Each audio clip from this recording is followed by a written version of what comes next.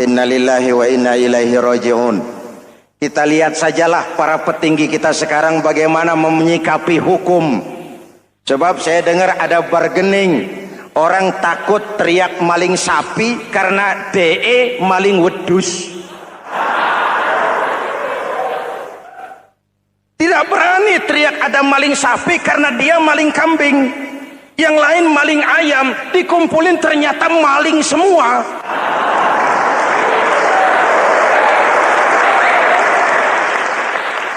Muhammadin wa ala alihi wa sahbihi ajma'in, amma ba'du.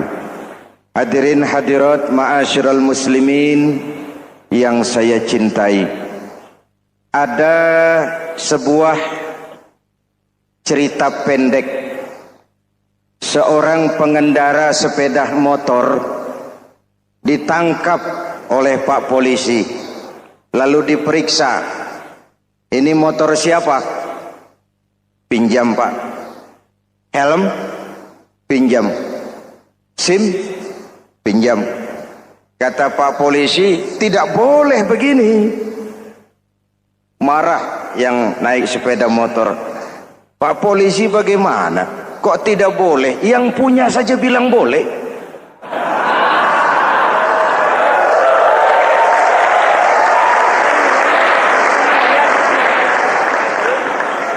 Cerita ini memberikan gambaran bagaimana masyarakat kita sekarang cenderung memboleh-bolehkan diri sendiri, melahirkan permissive society. Masyarakat serba boleh dengan ukuran sakarepe dewe. Itu sebabnya agama diturunkan. Dalam contoh yang indah, Rasul memberikan gambaran bahwa Islam ini bagaikan sebuah bangunan yang komponen pokoknya 5. Bunyal Islamu ala khamsin. Islam dibangun di atas 5 komponen pokok. Jadi kalau Islam ini ibarat bangunan, unsur penunjang pokoknya itu 5. Mari kita analogkan Islam dengan bangunan. Kalau saudara akan membangun rumah, sebelum pasang tiang, pasang genteng, pasang jendela, apa yang lebih dulu dibangun? Fondasi. Kalau Islam ibarat bangunan, fondasinya adalah syahadatu an la ilaha illallah wa anna muhammadar rasulullah. Ini fondasi. Jikalau kuat fondasi, aman bangunan. Jikalau rapuh fondasi, lentur dan luntur bangunan. Maka kuat atau tidak kuatnya bangunan Islam kita bergantung kepada keyakinan dasar tadi, fondasi. Saya bersaksi tidak ada Tuhan selain Allah, artinya saya tidak akan menyembah kecuali hanya kepada Allah. Orang yang benar fondasinya beres sujudnya. Kalau saya yakin tidak ada Tuhan selain Allah, saya tidak akan minta rezeki kecuali hanya kepada Allah. Orang yang benar fondasinya, giat bekerjanya, jauh dari tipu menipu, jauh dari renten, jauh dari riba, jauh dari korupsi, jauh dari judi. Keyakinan memberikan warna terhadap bentuk kepribadian. Kalau saya yakin tidak ada Tuhan selain Allah, saya tidak akan pernah takut kecuali hanya kepada Allah. Saya tidak akan melarikan persoalan kecuali hanya kepada Allah. Saya tidak akan menggantungkan hidup kecuali hanya kepada Allah. Saya tidak akan minta tolong kecuali hanya kepada Allah. Meresap ke dalam jiwa. Untuk keyakinan seperti ini, orang-orang tua kita dahulu berlinang air mata, bersimbah darah, bahkan berkorban nyawa, melaksanakan hijrah untuk mempertahankan keyakinan. Ini intan paling mahal dan ini mutiara paling berharga.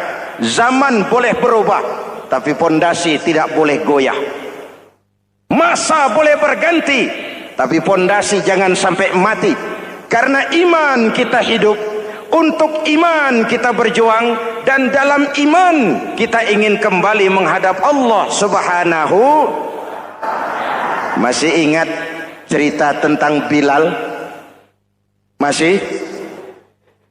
Mengulang kaji saja. Bilal itu budak sahaya.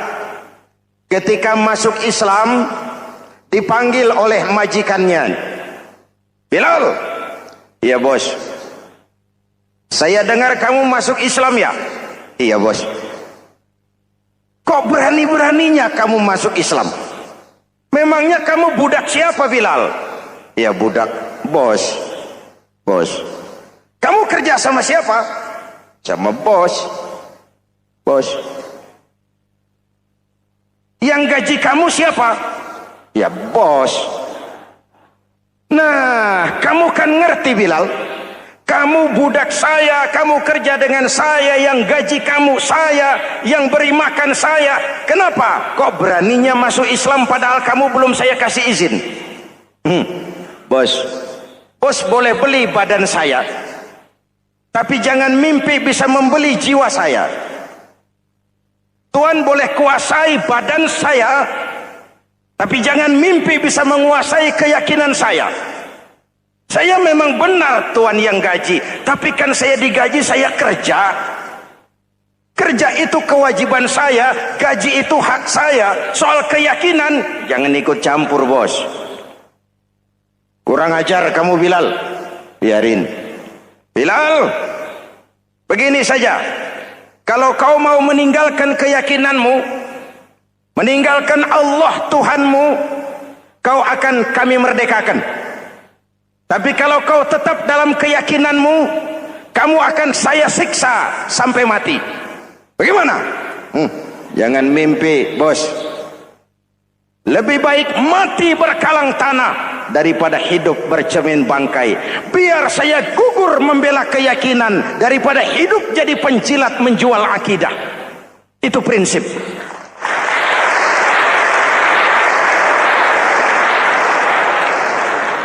Gendeng kamu. Ayo, siksa.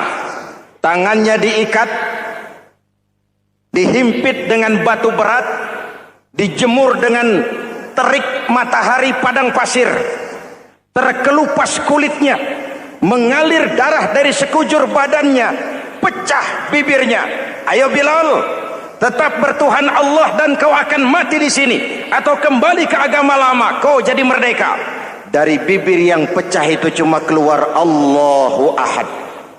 Bilal budak badannya, merdeka jiwanya, maka namanya ditulis dengan tinta emas dalam sejarah.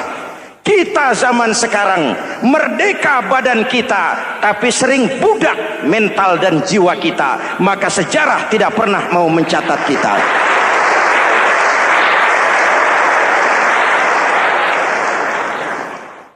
Ma'asyiral muslimin yang saya cintai, fondasi sudah.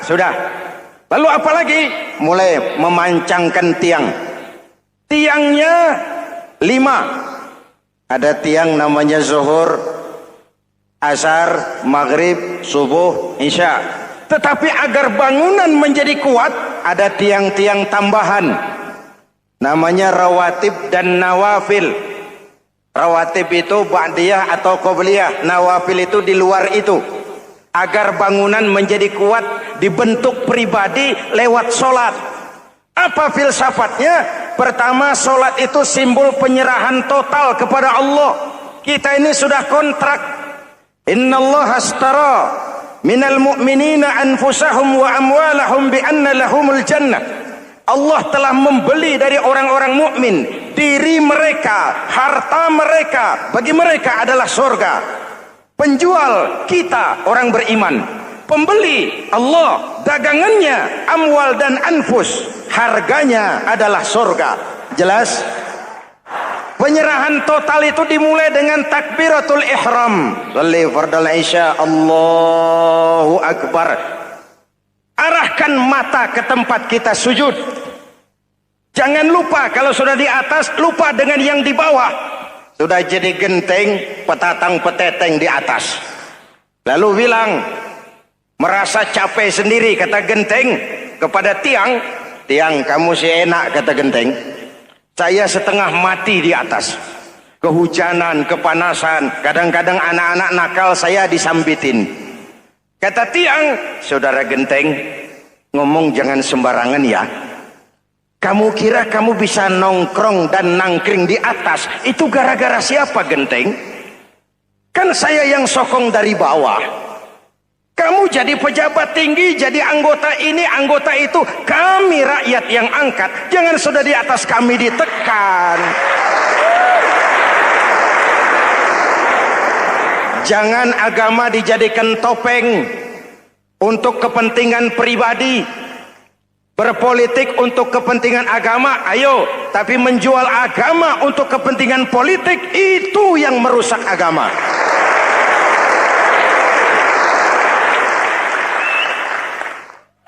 Ini kan kita lagi prihatin sedang meluncur kasus Bulog Gate 2. Innalillahi wa inna ilaihi raji'un. Kita lihat sajalah para petinggi kita sekarang bagaimana menyikapi hukum. Sebab saya dengar ada bargaining, orang takut teriak maling sapi karena DE maling wedus. Tidak berani teriak ada maling sapi karena dia maling kambing.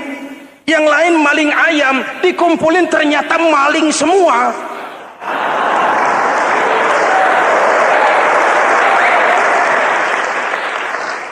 Hadirin yang saya hormati, ini melukai rasa keadilan. Oleh karena itu sholat mengajarkan kepada kita, dalam posisi berdiri, lihat tempat sujudmu. Jangan menteleng terus ke atas, lalu lupa dari mana kita berangkat. Itulah maknanya tawadhu, rendah hati, tidak melonjak angku dan sombong.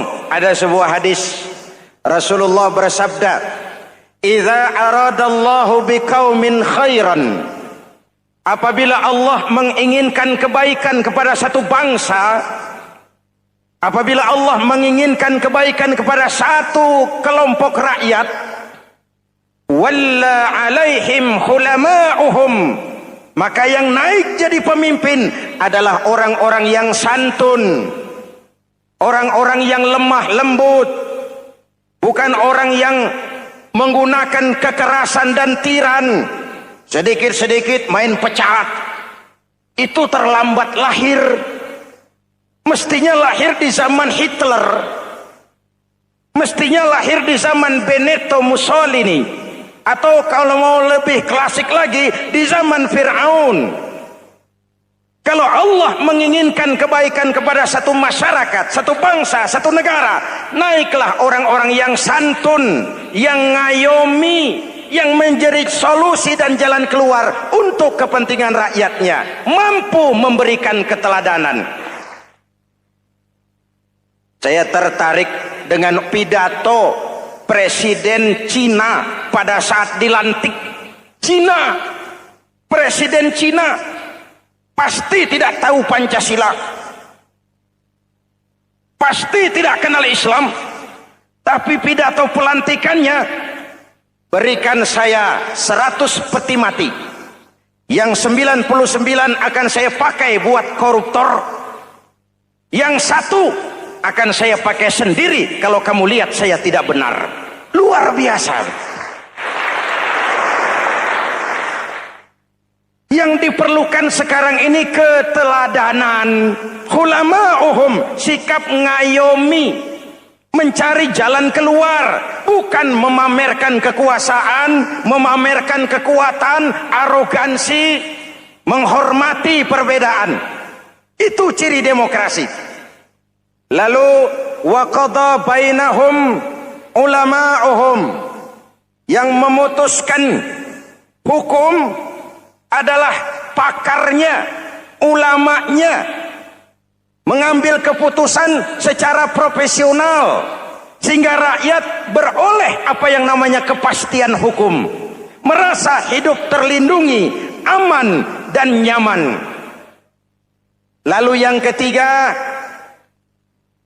wa ja'alal mala fi askhiyaihim, peredaran harta pergerakan ekonomi berada di tangan orang-orang yang pemurah, yang tidak mau kaya sendiri, tidak mau senyum di atas penderitaan orang lain, menari di atas bangkai saudaranya. Hadirin yang saya hormati, ini cirinya.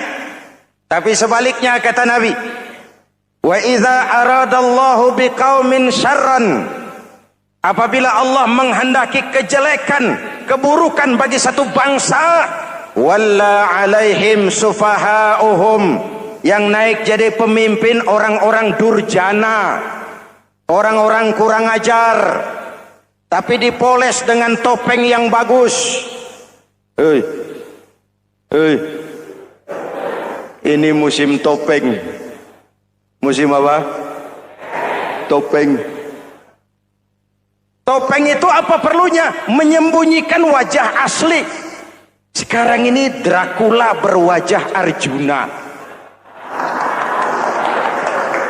Ini musim topeng. Kita rakyat harus hati-hati dan punya filter, mampu memilah dan memilih. Walla alaihim sufahauhum wa qada bainahum juhaluhum, yang memutuskan hukum, yang mengambil keputusan orang-orang bodoh. Wa ja'alal mala fi bukhalaihim, peredaran harta, peredaran ekonomi jatuh di tangan orang-orang yang bakhil, yang tidak punya konsep menciptakan kemakmuran yang merata bagi seluruh rakyat Indonesia.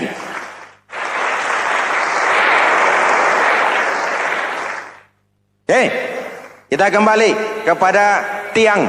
Ini kan lagi cerita tiang tadi ya. Kalau sedang berdiri, lihat tempat sujud, jangan menteleng terus ke atas. Terserang penyakit tamak bin rakus alias serakah. Nah, selesai. Anggota badan yang paling terhormat ini kepala. Ketika sujud, sama rendahnya dengan telapak kaki. Allahu Akbar, yang besar cuma Allah. Apa bedanya saya dengan saudara? Tidak ada, kecuali saya ngomong saudara dengerin. Kita sama-sama beribadah, sama-sama mencari nilai tambah di hadapan Allah. Apa saya lebih penting dari saudara? Belum tentu. Apa saya lebih hebat dari saudara? Belum tentu. Perasaan lebih penting, lebih hebat, lebih jago setan. Jelas? Ayo tundukkan kepala, dia sama rendahnya dengan telapak kaki kita. Yang besar cuma Allah. Allahu Akbar. Lalu diakhiri dengan menebarkan salam. Assalamualaikum warahmatullah. Assalamualaikum warahmatullah. Menebarkan salam, mewujudkan rasa aman, damai, bukan menimbulkan keresahan. Hadirin yang saya hormati, ini karakteristik kita. Selesai sholat, kembali ke masyarakat, ajaran salam diterjemahkan. Apa? Rasulullah sallallahu alaihi wasallam bersabda, "Ufsus salam, wasilul arham, wa at'imut ta'am, wa sallu bil laili wan nasu niyam, tadkhulul jannata bisalam." Pertama, ufsus salam, tebarkan salam. Tebarkan salam itu bukan cuma kalau ketemu orang, Assalamualaikum, Assalamualaikum. Iya, itu zahirnya. Tetapi hidup di tengah masyarakat memberikan rasa aman, rasa damai, menjadi pengayom bagi lingkungan, menjadi rahmah bagi semesta. Dalam Islam jangankan manusia, binatang saja dilindungi kok. Betul? Betul? Coba kalau belajar istinja itu kan makruh buang air kecil di tanah yang berlubang. Kenapa? Pertama, melindungi binatang yang ada dalam lubang. Siapa tahu di lubang yang saudara kencingi ada semut sedang rapat.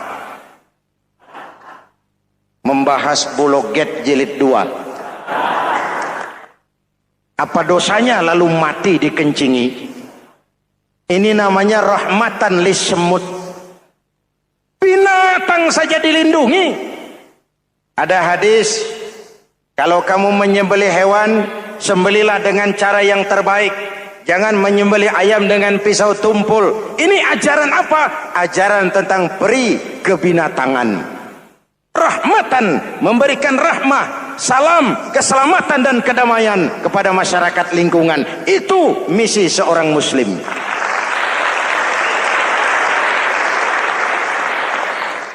Hadirin hadirat ma'asyiral muslimin yang saya cintai, saya kembali kepada pesan Nabi tadi itu. Pertama, ufsus salam, sebarkan salam. Sekarang ini kan yang banyak sebarkan isu, sebarkan fitnah, hancurkan nama baik orang, hantam orang di mana-mana. Padahal yang diajarkan ufsus salam, sebarkan perdamaian, bukan permusuhan. Cari kebenaran, bukan kemenangan. Lalu yang kedua, wasilul arham, sambungkan silaturahmi, tegakkan semangat kekeluargaan dan persaudaraan. Karena kita sudah diikat dengan tali akidah. Mari kita saling bertanya setelah lewat hari-hari yang dimana kita seperti saling berhadapan, seperti tercabut dari akar budaya kita sebagai bangsa. Semangat gotong royong, semangat kekeluargaan makin lentur dan luntur, dan perlu kita angkat kembali ke permukaan. Silul arham, sambungkan semangat silaturahmi. Wa at'imut ta'am, berikan makan orang-orang yang kelaparan. Mempunyai kepekaan dan kepedulian. Jangan menari di atas penderitaan orang, jangan tersenyum di atas isak tangis tetangga. At'imut ta'am, mempunyai kepedulian yang tinggi. Wasallu bil laili wan nasu niyam, bangunlah di keheningan malam ketika orang sedang tidur. Istilah saya, kalau mau telepon Allah, jangan lupa nomor teleponnya itu 44342. Jumlahnya 17. Zuhur, asar, maghrib, isya, subuh 44342. Jangan ragu-ragu, kalau angka cukup telepon sambung. Kalau angka kurang, hati-hati salah sambung. Pak, mau sambung yang lebih cepat bagaimana?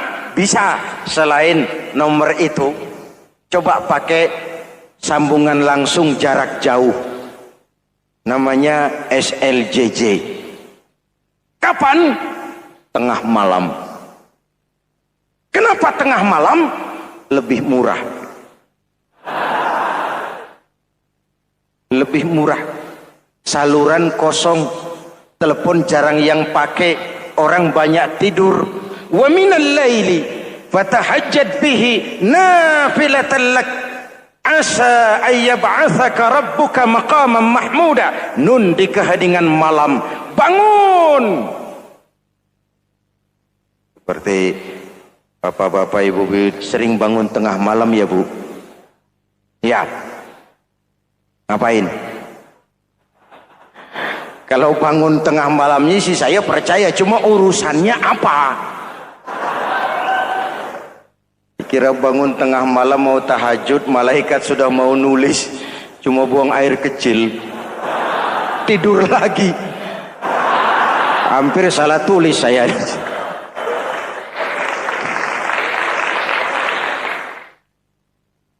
Baik, fondasi sudah Pak, tiang siap. Lalu apa lagi? Nah, rumah itu supaya ada batas, perlu pagar, dinding, tembok. Yang jadi batas, dinding, tembok, puasa. Asyamu junnatun, puasa adalah dinding, benteng yang menyelamatkan manusia jangan sampai menyentuh wilayah lain. Ada batas-batas dan norma yang diindahkan. Selesai, tembok, dinding, selesai. Pagar, selesai. Lah rumah itu supaya bersih, kan harus ada kamar mandi, jendela, pintu, yang fungsinya membersihkan zakat. Kalau dia zakatul mal, dia bersihkan harta kita. Kalau dia zakatul fitrah, dia bersihkan jiwa kita. Kalau dia zakatul tijarah, dia bersihkan bisnis kita. Kalau dia zakatul ma'adin, dia bersihkan barang tambang kita. Karena itu dalam kitab-kitab fikih dikatakan zakat itu adalah harta yang tu'khazu min aghniyaihim wa turaddu ila fuqaraihim. diambil dari yang kaya, diserahkan.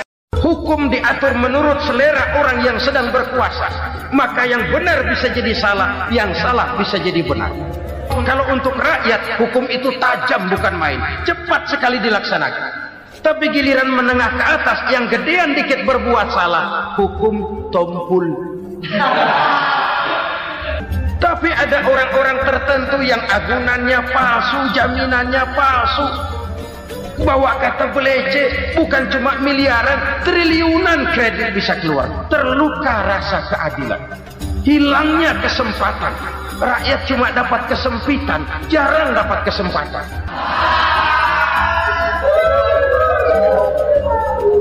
Penjara-penjara berdasi kepala botak yang menguras uang rakyat habis-habisan, enak saja melenggang dalam kehidupan ini. Makin terluka rasa keadilan rakyat. Wa ma hakamu bighairi ma anzalallah illa fasha fihimul faqru. Kalau hukum yang diterapkan sudah menyimpang dari keadilan yang diajarkan Allah, bertebaranlah kemiskinan di mana-mana. Assalamualaikum warahmatullahi wabarakatuh. Waalaikumsalam. Bismillahirrahmanirrahim. Alhamdulillahi rabbil alamin. Wassalatu wassalamu ala asyrafil anbiya'i wal mursalin, sayyidina wa maulana Muhammadin wa ala alihi wa sahbihi ajma'in. Amma ba'du.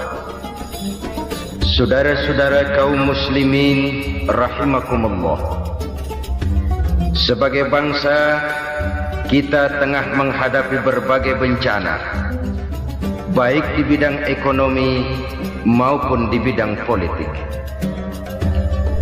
Adalah potret kehidupan sehari-hari. Kita menyaksikan peristiwa-peristiwa yang memilukan dan memalukan. PHK terjadi di mana-mana. Pengangguran meningkat, harga-harga membumbung tinggi, daya beli rakyat semakin lemah. Sementara di bidang politik, kejadian-kejadian memberikan indikasi bahwa persatuan dan kesatuan kita sebagai bangsa dewasa ini tengah berada dalam ujian yang berat. Pada jumpa kita kali ini, tanpa bermaksud untuk mencari kambing hitam dari bencana yang kita hadapi, saya ingin menyampaikan sebuah hadis yang diriwayatkan oleh Imam At-Tabarani dari Ibnu Abbas bahwa Rasulullah sallallahu alaihi wasallam bersabda, khamsun bi khamsin. Ada 5 perkara yang dapat menimbulkan 5 macam bencana. Mari kita renungi hadis ini satu demi satu sebagai bahan introspeksi buat kita semua dalam menghadapi bencana yang tengah berlaku sekarang ini. Yang pertama, ma naqasa qaumul ahda illa sullita alaihim aduwwuhum.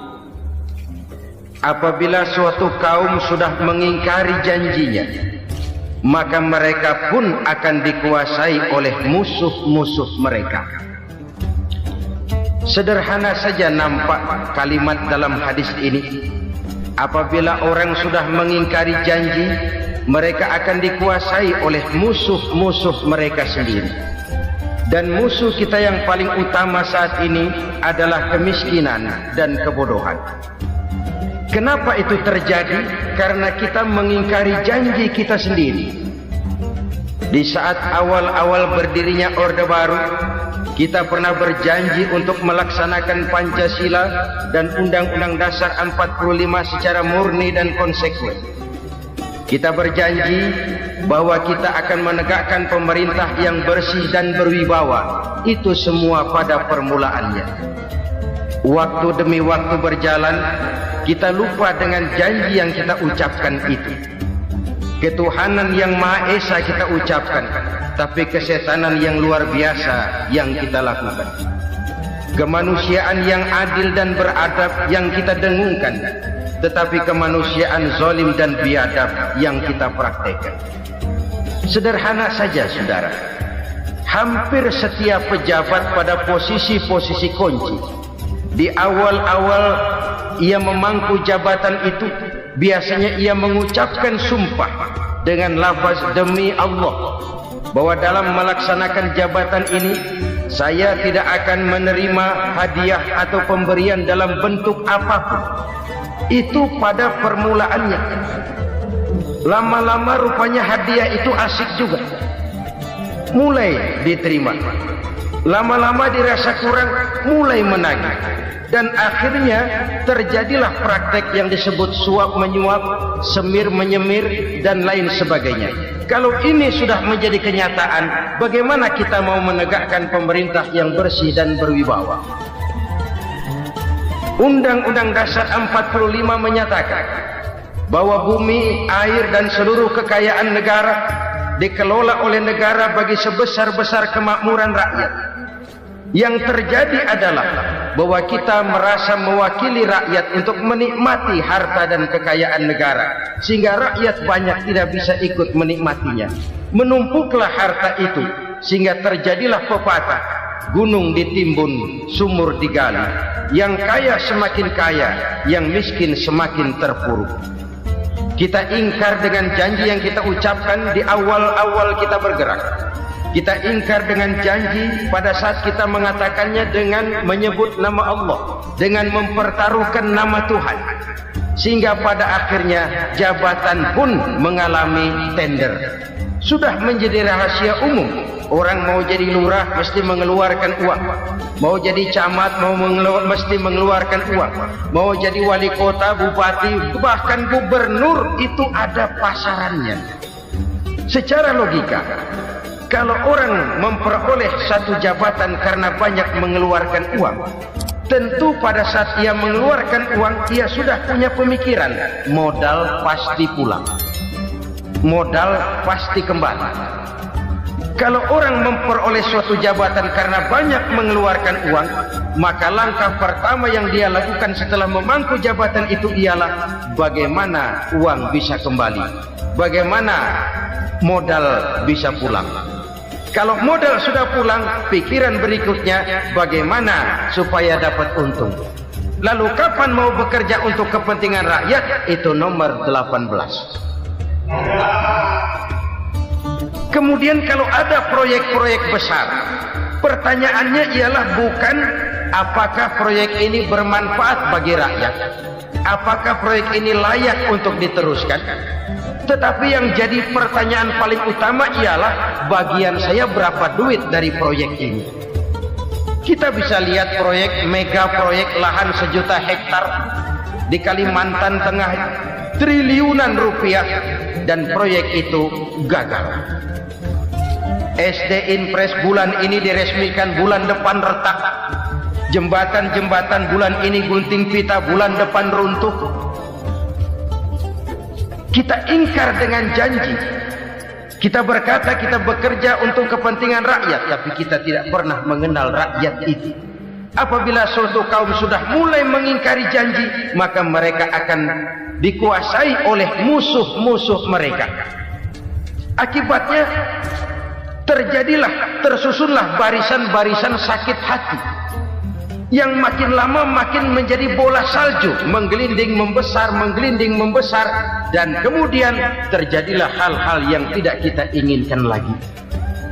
Apabila suatu kaum sudah mengingkari janji, maka mereka akan dikuasai oleh musuh-musuh mereka. Ini penyebab bencana yang pertama. Kita tidak konsekuen. Tadinya kita dengan lantang teriak-teriak berantas korupsi, ganyang korupsi. Pada waktu kita belum mendapat kesempatan.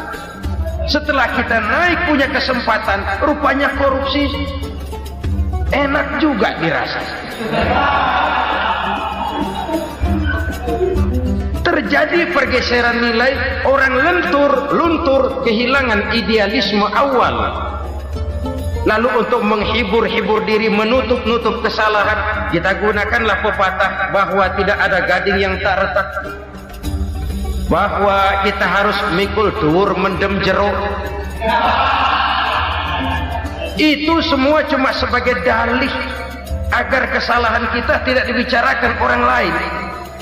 Padahal kita sendiri yang mengingkari janji.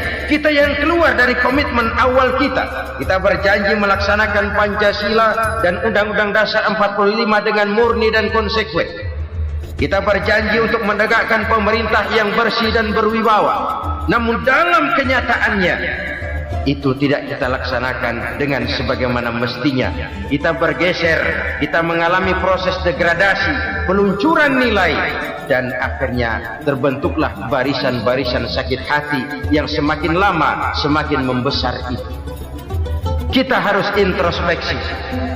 Memang kalau zaman sedang susah, biasanya kambing hitam laris, tukang kompor gentayangan. Itu dari dulu selalu mencari kambing hitam. Karena itu kita tidak bicara orang, kita tidak bicara siapa yang salah, kita bicara sistem, dan sistem itu bisa mengena siapa saja. Kalau orang sudah mulai mengingkari janji, bergeser dari komitmen awal, itu sudah mulai ya mengalami proses peluncuran, proses degradasi. Ini penyebab yang pertama. Kita tidak lagi konsekuen bahwa bumi, air, sumber daya alam adalah milik negara, dikuasai oleh negara, digunakan bagi sebesar-besar kemakmuran rakyat. Ternyata rakyat yang makmur itu tidak merupakan gambaran yang menyeluruh dari rakyat kita. Undang-undang dasar kita menganut ekonomi kekeluargaan, tapi yang kita praktekkan adalah ekonomi keluarga. Kalau bukan keluarga nggak dapat proyek. Kalau bukan keluarga nggak dapat macam-macam. Kekeluargaan kita rubah menjadi keluarga. Timbullah penyakit nepotisme. Kita bergeser, kita ingkari janji, dan kita anggap kita atasnamakan rakyat. Rakyat cuma sekedar jadi adres, rakyat cuma sekedar jadi alamat, tetapi kehidupan mereka tidak banyak berubah dan tidak banyak terangkat. Kaum muslimin rahimakumullah, ini penyakit yang pertama, penyebab bencana yang pertama. Yang kedua kata Nabi, wa ma hakamu bighairi ma anzalallah. Apabila hukum yang diterapkan sudah tidak lagi bersumber dari hukum Allah, illa fasya fihimul faqr, maka akan bertebaranlah kemiskinan di mana-mana. Ini artinya apa? Apabila hukum tinggal sebuah stempel, apabila hukum sudah diatur menurut kepentingan, apabila hukum sudah tidak lagi ditegakkan secara adil, maka kemiskinan merambah di mana-mana. Hukum diatur menurut selera orang yang sedang berkuasa, maka yang benar bisa jadi salah, yang salah bisa jadi benar. Hukum dalam kenyataan hidup berlaku seperti pisau. Pisau itu kan saudara lihat, yang namanya pisau dimanapun itu tajamnya ke bawah, ke atas tumpul. Kalau hukum itu kalau untuk rakyat, hukum itu tajam bukan main, cepat sekali dilaksanakan. Tapi giliran menengah ke atas, yang gedean dikit berbuat salah, hukum tumpul.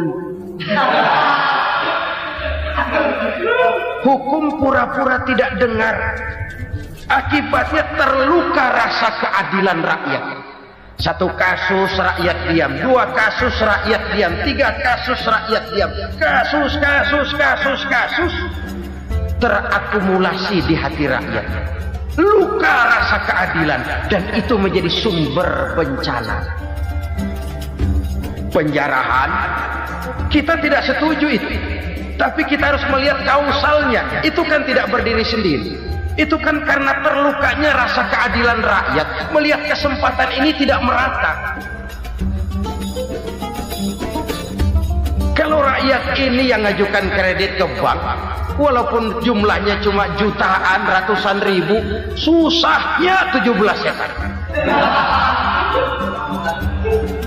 Tapi ada orang-orang tertentu yang agunannya palsu, jaminannya palsu, bawa kata belece, bukan cuma miliaran, triliunan kredit bisa keluar. Terluka rasa keadilan. hilangnya kesempatan. Rakyat cuma dapat kesempitan, jarang dapat kesempatan. Dari lukanya rasa keadilan ini, memang ya entah lipstik, entah basa-basi, dibentuklah tim ini, dibentuklah badan pengawas ini, dibentuklah tim ini. Kalau membentur tahu, hancur tahu. Tapi kalau tim yang dibentuk membentur karang, bukan karangnya yang hancur biasanya, timnya yang bubar. Kenapa? Yang dibentur batu karang yang sangat keras. Kita main-main dengan hukum, kita tidak konsekuen dengan hukum. Luka rasa keadilan, dan itu terakumulasi. Edi Tamsil, rakyat tahu, terakumulasi, menguap begitu saja. Kasus-kasus lain rakyat tahu, menguap begitu saja. Ketidakadilan terakumulasi, mengendap di hati rakyat, menunggu ledakan. Pada saat sumbu meledak, rakyat tidak bisa dibendung lagi. Oke, kita tidak setuju dengan penjarahan, tapi jangan melihat itu sebagai peristiwa yang berdiri sendiri. Kenapa itu terjadi? Kausalnya kenapa? Oke, kita tidak setuju memang, tapi yang dijarah oleh rakyat kan memang cuma untuk perut. Yang dijarahkan beras, yang dijarahkan televisi, yang dijarahkan kulkas yang masih bisa dihitung, yang memang real untuk kebutuhan rakyat. Penjara-penjara berdasi kepala botak yang menguras uang rakyat habis-habisan, enak saja melenggang dalam kehidupan ini. Makin terluka rasa keadilan rakyat. Apabila hukum yang diterapkan sudah menyimpang dari keadilan yang diajarkan Allah, fasyafihimul fakru, bertebaranlah kemiskinan. Aneh, memalukan, memilukan. Sebuah negara agraris yang katanya pulaunya hijau royo-royo, Gemari Palau Jenawi Toto Tentem Kertora Harjo, yang tahun 93 pernah mendapat penghargaan dari FAO, Badan Pangan Sedunia, sebagai negara yang berhasil dalam swasembada pangan. Sekarang ini kita terpaksa betul beli beras dari Vietnam, beli beras ke Kamboja, beli kedelai dari Kamboja. Kenapa? Lahan sawah kita habis ditanami pabrik. Teknologi kita, teknologi loncatan yang non-applied, tidak terpakai oleh kita. Lantas lahan yang tidak bisa kita tanami, kita paksakan lahan-lahan gambut menjadi tanah pertanian yang subur dengan biaya triliunan, dan kita gagal. Kita cari jarum dan kapak hilang. Kita mau jadi negara industri dengan loncatan teknologi yang maju, kita lupakan pola pijak kita sebagai negara agraris, dan akhirnya kita kecolongan. Lihatlah dewasa ini, rakyat kita antri sembako di mana-mana. Di sebuah negara agraris, ketidakadilan melahirkan kemiskinan, kemiskinan moral dan kemiskinan material. Kemiskinan moral, rakyat nggak percaya lagi sama pejabat. Rakyat mengalami krisis figur. Orang ala lu ngomong dah sama ember.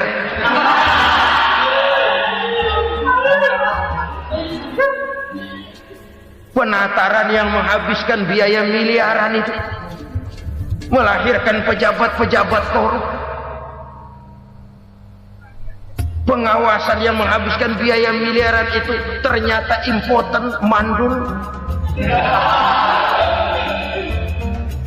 Kemiskinan moral. Jujur saya berkata, saudara-saudara, setelah pintu reformasi dibuka, itu yang masuk memang macam-macam. Ada yang memang punya tujuan murni, konsekuen, dan punya konsep. Ada yang nunggu di tikungan, begitu mobil lewat nyamber pintu, berangkat ikut reformasi. Ada yang memanfaatkan momentum, mumpung, untuk nyampein unek-unek, ngerti enggak, pokoknya ngomong. Sehingga keadaan semakin rancu, kebingungan semakin menjadi-jadi, masalah yang paling urgen tidak terselesaikan. Sekarang ini orang berpikir mendingan jadi pala ular daripada jadi buntut macan. Buntut macan memang hebat macan, tapi kalau buntutnya cuma ugel-ugel di belakang buat apa? Mendingan jadi pala ular kecil juga nyaplok. Artinya ya biar kecil juga kalau punya partai kan gagah. Lalu rame-rame bikin partai kayak bikin arisan. Orang makin mengalami dislokasi. Semua mau jadi pahlawan, semua mau nomor satu, semua ngomong. Iya kalau bidangnya, kalau bukan makin rancu. Marilah lewat kesempatan ini saya mengajak kita untuk tahu diri. Biarkan politisi ngomong politik, biarkan ekonom menata ekonomi, biarkan praktisi bicara soal hukum, biarkan rakyat munajat, istighfar, mohon pertolongan Allah. Tahu diri kita. Kalau memang ayam, kukuruyuk aja dah. Kalau memang kucing, ayo ngeong. Kalau kambing, silahkan ngembe. Udah tahu ayam, ngeong bunyinya.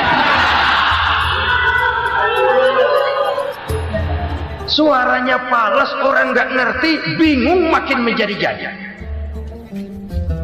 Ibarat kesebelasan sepak bola bangsa kita sekarang ini, rame-rame mau bikin gol, kiper ikut nyerang sekarang. Memilukan dan bahkan memalukan. Wa ma hakamu bighairi ma anzalallah illa fasyafihimul fakru. Kalau hukum yang diterapkan sudah menyimpang dari keadilan yang diajarkan Allah, bertebaranlah kemiskinan di mana-mana. Coba sekarang ini, yang punya duit bingung, apalagi yang kagak punya duit. Yang pengusaha gede ngeluh, apalagi yang pengusaha pas-pasan. Yang kagak punya beras, yang punya beras saja masih bingung, apalagi yang nggak punya beras. Ini sudah demikian merata. Dulu kita kagum mendengar konglomerat kelas wadah, kelas-kelas yang seakan-akan cuma ada dalam khayal mereka, punya kekayaan miliaran dolar, triliunan. Sudahlah, seolah-olah nggak terjangkau sama kita. Weh, ternyata yang gede-gede itu juga gede utangnya. Dan rontok satu demi satu. Ternyata rakyat selama ini cuma dialamatkan, cuma dijadikan address. Rakyat yang tidak banyak ngerti persoalan ini harus menanggung hidup ini begini berat, harus menanggung beban hidup ini begini tinggi. Daya beli semakin lemah, semakin terpuruk dan terpuruk, sedang keadaan belum juga banyak berubah. Yang hutang sama luar negeri itu kan bukan rakyat kecil, Ciano. Yang banyak nyimpen dolar juga kan Ciano. Rakyat kecil bocah kampung mah jangankan nyimpen dolar, ngelihat juga tumben. Kemana kita mesti bercermin? Sekali lagi saya mengatakan maaf, kita tidak bermaksud mencari kambing hitam. Karena itu kita tidak bicara orang, kita bicara sistem, kita bicara keadaan. Beginilah yang dikatakan Nabi, penyebab timbulnya bencana, hukum yang ditegakkan tidak lagi berorientasi kepada keadilan, tapi berorientasi kepada kepentingan. Akhirnya bentuk hukum seperti pisau, tajam ke bawah, tumpul ke atas. Hukum cuma buat rakyat kecil, tetapi kelompok menengah ke atas kadang-kadang kebal dari perlakuan hukum. Maka bertebaranlah kemiskinan. Iya, kemiskinan moral berupa lukanya rasa keadilan. Kalau rasa keadilan terluka, orang kan nunggu kesempatan, saudara. Iya, dia nggak bisa ngomong. Iya, dia nggak sanggup action. Iya, dia nggak bisa tunjuk rasa, tapi hatinya kan kapan ada kesempatan, kapan ada waktu, tunggu. Hatinya mesti begitu. Sehingga begitu ada kesempatan, terjadilah hal-hal yang tidak terhindarkan. Dan itu ekses, bukan reformasi. Jangan seperti sebuah dialog saya dengan seorang abang beca. Saya bertanya, bang, ya, abang tahu nggak reformasi? Tahu. Ustaz, apa? Pembakaran. Terus penjarahan. Lalu perkosaan. Itu referensi. Itu yang saya lihat. Itu yang dia lihat. Saya tentu tidak menyalahkan abang beca kita, karena memang itu yang dia lihat dan sejauh itu wawasannya. Tapi ini indikasi bahwa banyak rakyat kita yang belum bisa menggunakan kebebasan secara bertanggung jawab. Padahal kebebasan tanpa tanggung jawab tirani. Sebuah contoh gampang-gampangan. Saya beli radio, saya setel di kamar saya, lalu saya bilang, ini radio gue. Yang beli gue, pakai duit gue setel di kamar gue, sekeras-kerasnya, gak ada urusan sama orang lain. Itu kata saya. Tetapi tetangga saya sebelah rumah kan boleh juga ngomong begitu. Kata tetangga saya, ini mata gue, yang ngantuk gue tidur di kamar gue, kenapa suara radio lu nyampe kemari? Artinya apa ini? Kebebasan saya nyetel radio dibatasi oleh kebebasan tetangga saya yang mau tidur. Tidak ada kebebasan mutlak. Kebebasan mutlak tanpa tanggung jawab kembali akan melahirkan tirani, kembali akan melahirkan pemaksaan kehendak. Dan itu lagi-lagi bukan demokrasi. Saudara-saudara kaum muslimin rahimakumullah. Ini penyakit yang kedua, lukanya rasa keadilan, terutama di kalangan rakyat kecil. Itu mengendap menjadi akumulasi dan menunggu giliran kapan bisa dimuntahkan. Dengan kata lain, rakyat itu udah banyak banget makan yang perutnya jadi enak, nyelam. Kapan nunggu muntahnya? Udah begini banyak akumulasi yang mereka pendam di perut ini, sehingga ketika terjadi kesempatan itu sudah tidak terkendalikan lagi. Kita out of control. Saya tidak mentolerir sikap-sikap kekerasan. Bahkan saya lebih cenderung bahwa kalau di rumah kita banyak tikusnya saja racuni, jangan rumah dibakar. Bahwa ada korupsi, ya, ada kolusi, memang ada nepotisme, tentu. Tetapi tikusnya saja racuni, jangan rumah dibakar. Masa mau ngusir tikus bakar rumah? Tikusnya lari, tikusnya selamat, rumahnya ewes-ewes.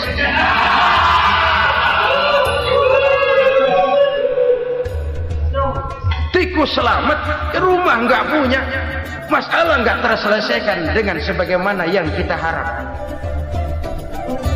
Kita sepakat ini negara hukum, dan di hadapan hukum semua manusia itu sama. Itu prinsip yang diajarkan Allah. Al-musawat bainan nas fi takalifil ahkam.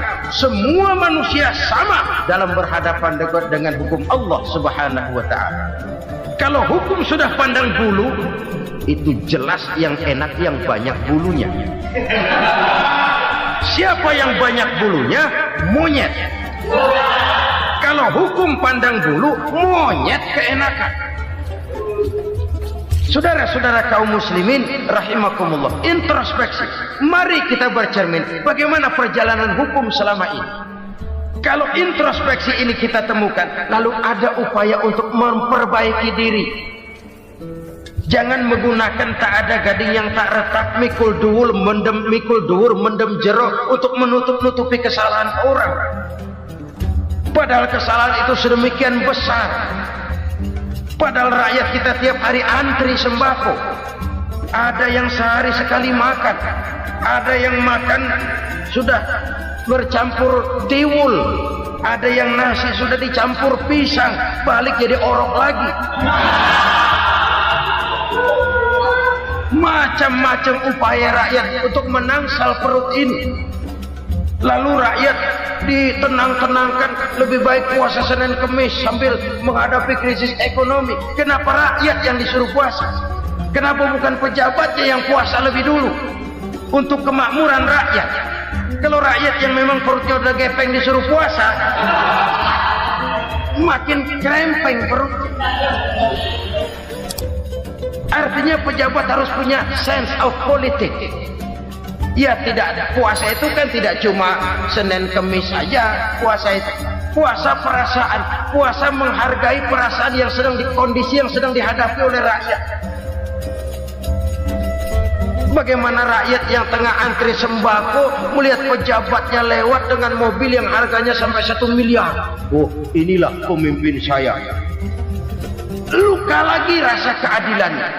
Kita tidak tenggang rasa. Puasa dalam artian itu pun akan menolong menegakkan semangat kebersamaan, membentuk semangat kebersamaan. Saudara-saudara kaum muslimin rahimakumullah, penyebab bencana yang ketiga dikatakan oleh baginda Nabi, wala dhaharat fihimul fahishatu illa fasha fihimul maut. Apabila kekejian telah merajalela, maka maut bertebaran di mana-mana. Kita renungi butir kalimat dalam hadis ini. Apabila kekejian telah merajalela, maut bertebaran di mana-mana. Begitu murah arti sebuah kehidupan. Penjarahan untuk hal-hal yang kecil tapi sampai mengorbankan nyawa. Apabila kekejian sudah terjadi di mana-mana, maut pun bertebaran. Maut dalam arti berpisah ruh dengan jasad, tapi juga maut dalam arti orang bisa mati karirnya, orang bisa mati usahanya, orang bisa mati kesempatannya karena perbuatan-perbuatan keji yang selama ini tidak terbendung. Lahirlah teori mafia. Siapa yang kuat, dia yang berkuasa. Siapa yang lemah, dia menjadi mangsa. Proyek-proyek besar yang menang tender itu ya dari itu ke itu saja. Yang pengusaha-pengusaha tidak punya koneksi, tidak bisa bayar komisi, dapat proyek tetelan. Ada dagingnya, dikit namanya juga tetelan. Dagingnya sudah habis disantap oleh meja. Sekian puluh meja dilalui, sekian puluh amplop dikeluarkan. Sehingga yang akhirnya ya tinggal tetelan itu tadi. Maka kualitas pekerjaan pun sudah bukan lagi jadi masalah. Demikianlah mafia-mafia ini bermunculan di mana-mana. Di pengadilan terkenal mafia pengadilan. Hukum bisa dibeli, hukum bisa dipesan menurut kebutuhan sponsor. Mafia peradilan, mafia politik, mafia ekonomi, bahkan mafia agama yang menggunakan agama sebagai kedok, menggunakan agama sebagai dalih, menggunakan agama sebagai topeng untuk melancarkan maksud-maksud politiknya pun tidak tertutup kemungkinan. Apabila kekejian telah merajalela, maut bertebaran di mana-mana. Korupsi, kolusi, nepotisme itu bagian dari kekejian. Kita selama ini kalau mendengar maksiat, itu yang terbayang cuma judi, mabuk, zina. Ya itu maksiat. Tapi korupsi, kolusi, nepotisme itu juga maksiat dalam bentuk lain. Kalau ini sudah bertebaran, maka maut terjadi di mana-mana. Jangan bayangkan cuma mati orangnya, itu sih kewajiban. Yang menyakitkan itu orangnya masih hidup tapi dibikin mati, karirnya mati. Kenapa? Karena yang diperlukan bukan cuma orang pinter tapi orang taat. Biar pinter, kalau nggak taat minggir. Biar bodoh, kalau taat bisa nyenangin atasan, bisa nyemur. Kumaha juragan wae ayeuna mah. Itu yang kadang-kadang dapat penghargaan. Tidak ada prestasi kerja kecuali bikin senang orang di atas. Kita lihat di desa-desa jalan rusak. Kalau ada berita pejabat anak mau turun, jalan rata sekali. Sampai tanah dari mana aja dikeruk buat ngeratain tuh jalan. Pejabat pulang legok lagi jalanan. Katanya kita kerja buat rakyat, nyatanya kita cuma melayani atas. Kenapa? Terjadi lingkaran setan. Seperti kata lagu Dul Sumbang itu, mahasiswa takut sama dosen, dosen takut sama dekan, dekan takut sama rektor, rektor takut sama menteri, menteri takut sama presiden, presiden takut sama mahasiswa. Lah muter balik lagi, lingkaran setan, lingkaran setan. Saudara-saudara kaum muslimin rahimakumullah, kekejian yang merajalela, praktek-praktek mafia yang tertuang dalam kehidupan sehari-hari menyebabkan orang mati karirnya, jasad masih hidup, karir mati, itu menyakitkan. Mati bisnisnya. Rakyat kecil pernah senang ketika cengkeh booming, harganya bagus, rakyat banyak yang pergi haji. Lalu mau ditata, lahir tata niaga cengkeh, malah amburadul. Harga cengkeh jatuh, petani cengkeh kecil menjerit. Siapa yang untung? Segelintir orang. Masihkah kita pakai atas nama rakyat untuk kepentingan nasional, padahal yang nyanyi cuma segelintir orang? Masihkah kita mau bohongi rakyat ini dengan mobil nasional tapi bikinan Korea? Masihkah kita mau bermain verbalisme, bermain kata? Ini sebuah masa lalu yang tidak perlu terulang lagi untuk masa-masa yang akan datang. Kekejian merajalela, orang mati karir. Bisa mati usaha, mati bisnis. Usahanya maju, dirangkul, hancur. Usahanya maju, dipukul, hancur, tenggelam. Bahkan yang memilukan dan memalukan badan-badan usaha milik negara itu dikebiri sedemikian rupa sehingga tidak menghasilkan hal-hal yang bermanfaat buat negara.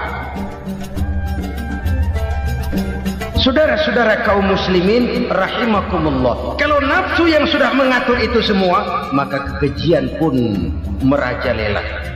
Orang sudah pakai teori mafia, yang kuat dia yang menang, yang kuat dia yang berkuasa, yang lemah silakan minggir di sudut-sudut kehidupan. Kalau kekejian seperti ini merajalela, maut bertebaran di mana-mana. Banyak orang mati karirnya, banyak orang mati usahanya, banyak orang mati imajinasinya. Sekarang ini dalam dunia seni yang banyak karyawan seni, bukan seniman. Seniman itu kan dilahirkan, lain seniman, lain karyawan seni. Sekarang yang banyak karyawan seni, bukan seniman. Mati karir, mati imajinasi, mati improvisasi. Sehingga kehidupan persis sinetron. Sinetron itu yang kita lihat rumah mewah, yang kita lihat rumah bagus. Gak pernah kita lihat di sinetron kita ini rakyat antri sembako. Kita dijejali hal-hal yang indah, yang wah, yang membuat kita tenggelam dalam gaya hidup instan, tenggelam dalam gaya hidup wah. Kita lupa dengan realitas keseharian di tengah-tengah masyarakat kita. Lahirlah kelompok-kelompok selebritis, dibesarkan oleh berbagai media. Selebritis pilek aja masuk koran, pilek.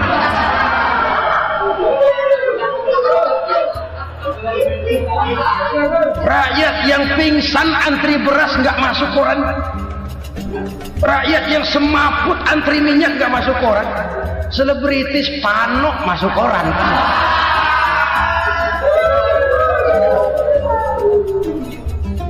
Kita besarkan hal-hal kecil, kita kecilkan hal-hal besar. Karena apa? Kita mengejar oplah, kita profit oriented, tidak lagi berorientasi kepada realitas hidup yang kita hadapi ini.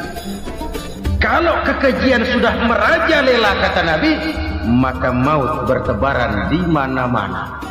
Maut dalam artian maut, coba lihat sekarang begitu murah nyawanya. Karena 1000 perak orang mau nusuk bunuh. Karena beras seliter orang khilaf. Begitu murah kehidupan. Tapi kekejian dalam bentuk korupsi, kolusi, nepotisme, kekejian dalam bentuk itu mematikan karier, mematikan bisnis, mematikan imajinasi, mematikan kreativitas. Itu juga maut dalam bentuk lain akibat kekejaman lain. Ini penyebab yang ketiga. Yang keempat, penyebab bencana menurut baginda Rasul, wala tuffiful mikyala illa muni'un nabat. Apabila timbangan sudah dicurangi, maka tercegahlah tumbuh-tumbuhan.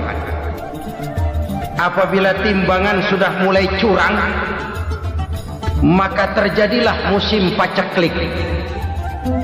Apabila bisnis sudah bergaya mafia tadi itu, kecurangan-kecurangan terjadi, tender di balik pintu, yang dimenangkan cuma kelompok-kelompok yang bisa memberikan presentasi yang besar, muni'un nabat, terjadilah paceklik. Paceklik, panen gagal, wereng, ya wereng, kemarau panjang, it's okay, air sulit, iya. Tetapi kan semua itu ada yang ngatur. Kemarau ada yang ngatur, belalang itu ada yang ngatur, air itu juga ada yang ngatur. Yang ngatur itu yang serba maha. Kalau ia murka melihat kecurangan timbangan, Allah itu kalau murka kan gampang saja, tinggal komandoin belalang, lang, hancurin pesawat. Konvoy belalang, konvoy. Allah tinggal ngutik. Angin El Nino mampir lo ke Indonesia, hujan nggak turun-turun, kemarau panjang. Jadi kalau musim kemarau kan namanya anginnya El Nino. Kalau musim hujan anginnya namanya La Nina. Cakep namanya, kejem orangnya. Saudara lihat Cina sekarang sedang kena La Nina, banjir besar, ribuan orang meninggal. Dia mah ribuan mati kagak berasa, rakyatnya miliaran. Bangladesh lagi ngalami La Nina, India lagi ngalami La Nina. Angin, hujan, kemarau, belalang itu kan ada yang ngendaliin. Kuncinya bukan di belalangnya, kuncinya bukan di peredaran matahari berputar, kuncinya di atas yang mengatur semua itu. Kalau timbangan sudah mulai curang, pengusaha sudah nggak mau jujur, apa enggak bikin perut jadi mual. Begitu rakyat antri sembako pingsan nggak dapat beras, sementara beras ditumpuk-tumpuk sampai membusuk. Kemana hati nuraninya?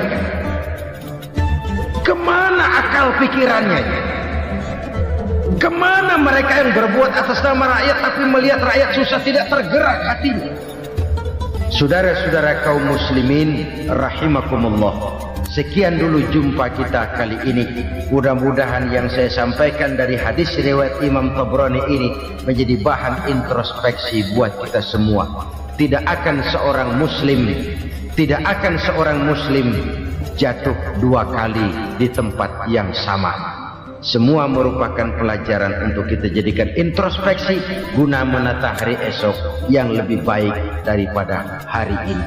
Reformasi harus terus berlanjut, tidak bisa dan tidak perlu dikendalikan, tapi harus tetap dengan landasan akhlakul karimah sesuai dengan budaya kita sebagai bangsa. Terima kasih atas perhatian saudara. Mohon maaf atas segala kekurangan. Jumpa lagi lain kesempatan insyaallah. Usikum wa nafsi